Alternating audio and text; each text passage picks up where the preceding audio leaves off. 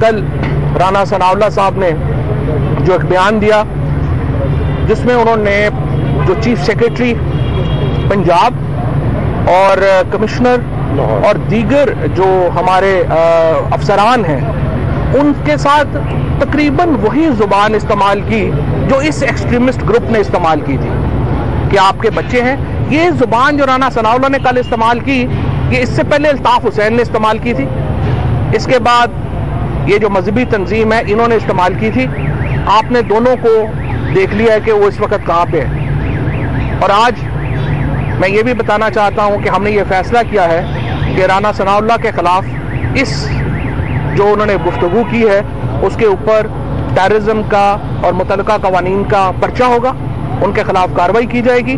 किसी शख्स को ये इजाज़त नहीं दी जा सकती कि वो हमारे सरकारी अफसरान के बीवी बच्चों को धमकियां दे, वो उनको ये कहे कि हम आपने भी यहाँ रहना है, हमने भी यहाँ रहना है, चाहे वो राना सनाउल्लाह हो चाहे कोई और बच्चा बेदुगड़ा हो PMLN का।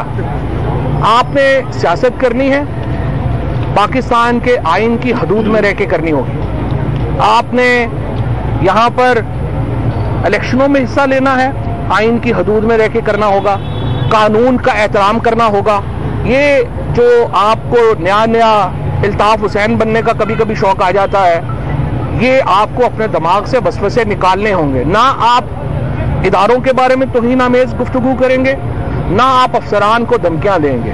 अगर आप अफसरान को धमकियां देंगे, अगर आप पाकिस्तान की हुर्मत के ऊपर जो है वो आंच लाने की कोशिश करेंगे, अगर आप इदारों को इस तरह से ब्लैकमेल करने की कोशिश करेंगे, आपको कार्रवाई का सामना जो है वो करना पड़ेगा। सो राना सनाउल्लाह के खिलाफ अहकाम दिए जा रहे हैं कि उनको जो है वो इस लैंग्वेज के ऊपर जो है वो केस में बुक किया जाए।